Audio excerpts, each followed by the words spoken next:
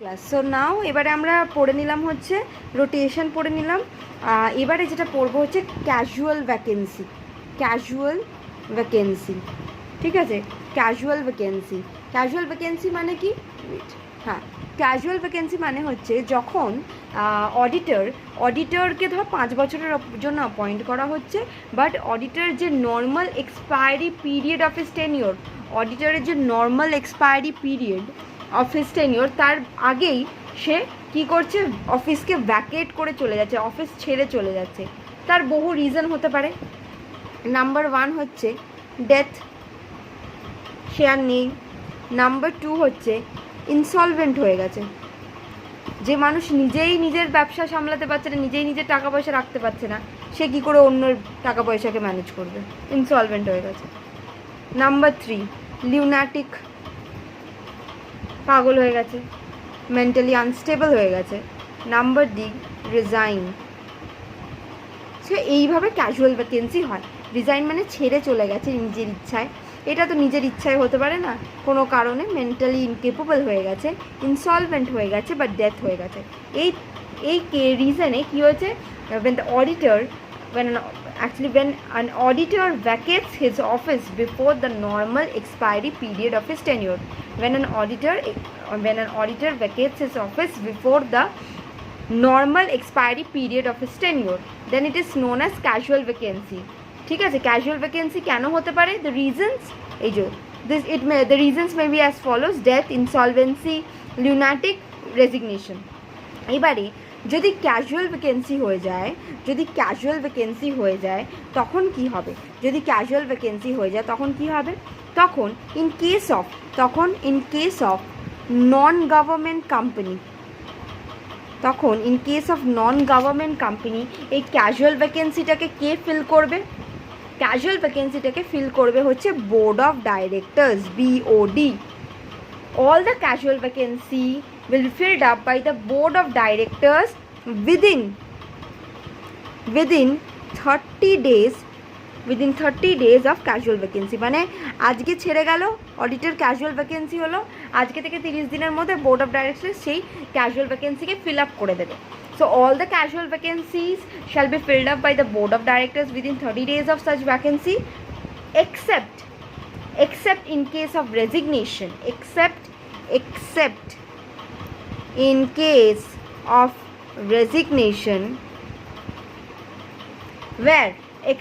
case of resignation where BOD will recommend and shareholders will appoint within 3 months of recommendation, and shareholders will appoint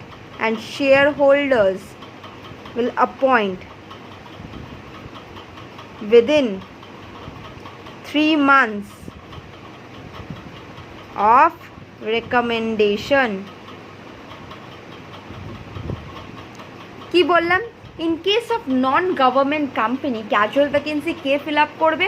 BOD। কত দিনের মধ্যে? 30 দিনের মধ্যে। জবের থেকে হচ্ছে তার থেকে 30 দিনের মধ্যে ক্যাজুয়াল ভ্যাকেন্সি ফিল আপ করে দেবে। কিন্তু যদি এই ক্যাজুয়াল ভ্যাকেন্সির রিজন হয় হচ্ছে রেজিগনেশন, তখন কিন্তু board of directors casual vacancy feel up করবে না। তখন ফিল আপ করবে হচ্ছে কারা? করবে হচ্ছে তোর শেয়ার হোল্ডার্সরা। শুধু BOD রেকমেন্ড করবে, BOD বলবে একে রাখো। তো এই যে রেকমেন্ডেশনটা দেবে সেটা BOD দেবে, কিন্তু শেয়ার হোল্ডার্সরা ডিসাইড করবে within 3 months of such recommendation. আমি BOD, আমি বললাম মিস্টার একে অডিটর রাখাও, আমি শেয়ার হোল্ডার্সদের কাছে একটা অপশন দিলাম, শেয়ার হোল্ডার্সরা এবার এটাকে ডিসাইড করবে উইদিন 3 months জবের থেকে আমি এই রেকমেন্ডেশনটা দিলাম। তাই জন্য বলা হচ্ছে all casual vacancy shall be filled up by BOD within 30 days of such vacancy, except in case of resignation where BOD shall recommend and the shareholders shall appoint within 3 months of such recommendation. এবার তোরা বলতে পারিস যে কেন রেজিগনেশনের ক্ষেত্রে change কেন হয়ে গেল? only in case of resignation যে আমি BOD-কে পাওয়ার দিচ্ছি না, আমি শেয়ার হোল্ডার্সদেরকে পাওয়ার দিচ্ছি। BOD শুধু রেকমেন্ড করছে। কারণটা হচ্ছে, এটা তো হতেই পারে যে বোর্ড অফ ডাইরেক্টর্স চাপ দিয়েছে অডিটরকে, কোনোভাবে কোনো প্রেশার দিয়েছে, ওই জন্য অডিটর কী হচ্ছে তোর রিজাইন করে চলে যাচ্ছে।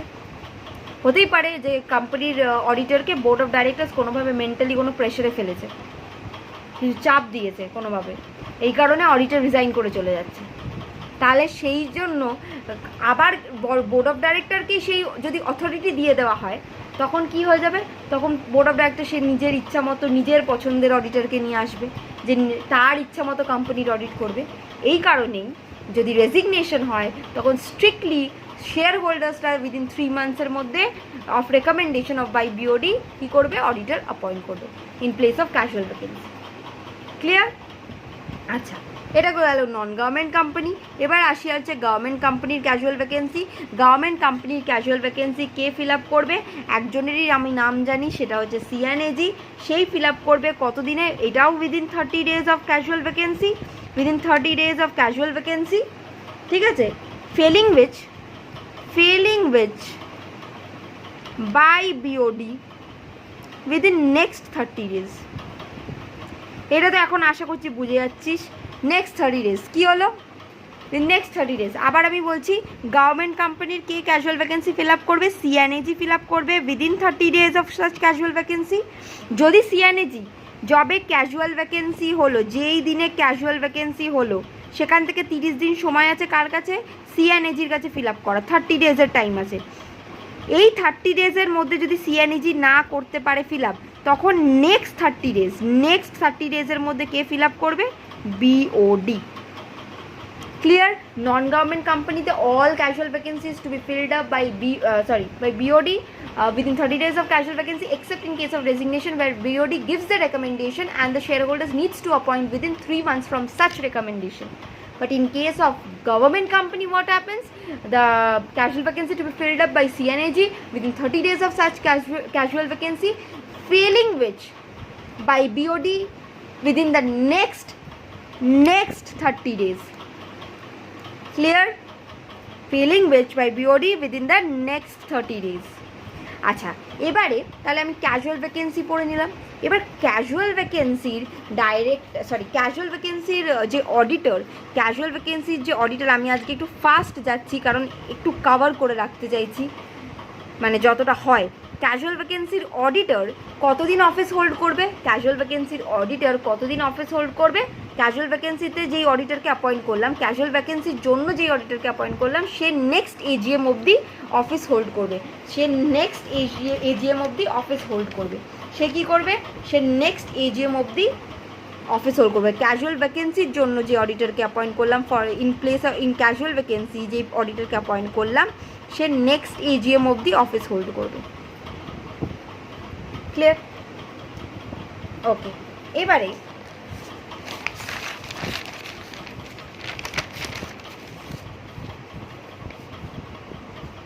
আসি আমরা আরেকটা টপিক, সেকশন 140। এতক্ষণ আমরা সেকশন 139 করছিলাম। Section 139 appointment of first directors, appointment of subsequent appointment of first auditor, appointment of subsequent auditor আর ক্যাজুয়াল ভ্যাকেন্সি। এতগুলো করছিলাম হচ্ছে এই 3টে সেকশন 139 রয়েছে। এবার নেক্সট আজকে যেটুকুনি পড়তে পারবো সেটা হচ্ছে আমার মনে হয় সেকশন 140টা দেখি শেষ করার চেষ্টা করি। Section 140 deals with removal and resignation of auditor. আচ্ছা, একটা অডিটরকে যদি আমাকে রিমুভ করতে হয় তাহলে আমাকে কি প্রসিজার ফলো করতে হবে? নাম্বার 1, আমাকে board resolution at board meeting pass করতে হবে।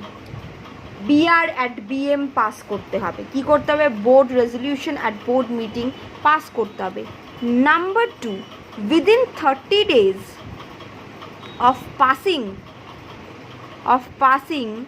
BR at BM, within 30 days of passing BR at BM একটা ফর্ম সাবমিট করতে হবে। ফর্ম নাম্বার হচ্ছে ADT2। কাকে? To CG, central government. কারণ কি? Seeking CG's approval. আমি প্রথমে BR at BM পাস করব, board resolution at board meeting pass করব, তারপরে কি করব? Within 30 days of passing BR at BM, within 30 days of passing board resolution at board meeting আমাকে কি করতে হবে? ADT2 সাবমিট করতে হবে। কাকে? ADT2 সাবমিট করতে হবে কাকে? CG, for seeking CG's approval. এবার সেন্ট্রাল গভর্নমেন্টের অ্যাপ্রুভাল নিতে হবে আমাকে।